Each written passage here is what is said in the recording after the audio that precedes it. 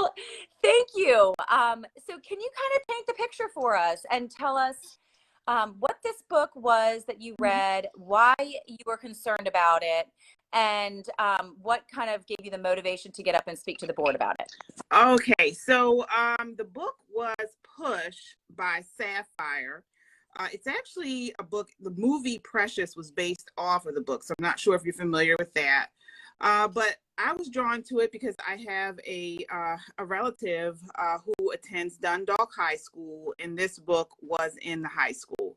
And so Moms for Liberty, Tara reached out to me and gave me the opportunity to go and speak on it. And the book is just awful. If anyone who saw my testimony, I actually read from a snippet of the book, and it's filled with profanity, with incest, with just all types of sexual situations, molestation. It's awful. I don't see any reason why a high schooler, 9th through 12th grade, would need to read that book. Yeah, that's just terrifying. So how did the board take it? Did they, what was their reaction to your testimony?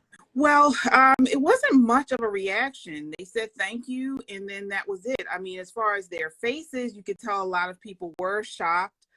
There were parents and young people in the meeting room where we were, so everyone was just shocked by the snippet of the book. Oh, wow. Yeah, it was awful. It was awful. Yeah. Yeah. Were you nervous getting up there to read, or how did you feel ahead of time? Yes, I was nervous. I was very nervous because I didn't know if they were going to cut the mic. I didn't know if it was going to be a situation where I would be received well. I did get nods as we were walking out. People nodded and said, good job. The people that were there, so that was very heartening. But it's an agenda. I mean, I have a podcast where we talk about this quite often, and what we're seeing, it appears within the last 2 years or so, more books on challenge lists that are inappropriate have been added to, from elementary on up, really, but particularly in high school, to many public schools. And so it's in a clear agenda. They want to sexualize and indoctrinate children. Yeah. And it's sick. Right. So, Yeah. Yeah.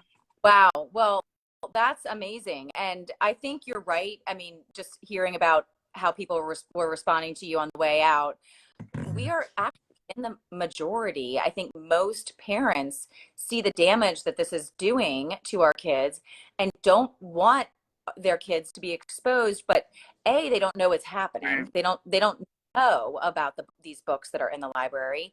And then B, they don't realize that, there are lots of other people who feel the same way. So I think it's really important that you and others go and educate and just make people aware. That is definitely the first step. So that takes a lot of courage. You must be really proud of yourself, and we're also grateful to you for taking that step. So what do you want? What do you think what do you want the end goal end result to be? What is your goal with this? I hope that if they weren't aware, if the school board and the schools were not aware, I hope that now they are, and they remove the book, along with any other book that has this type of vulgarity and sexual and profanity and things like that. I hope they remove the book, and then maybe make some type of across the board rule, or that these types of books shouldn't even be allowed in the schools. That's what I think. I hope the goal is, my goal at least. Yeah.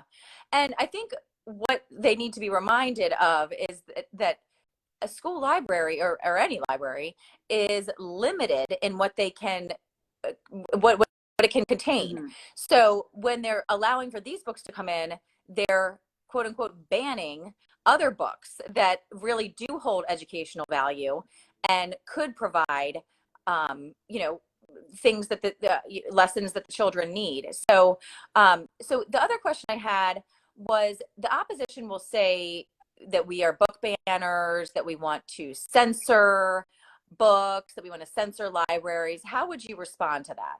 Well, one, it's not a ban. The books are still going to be representative in bookstores, in public libraries.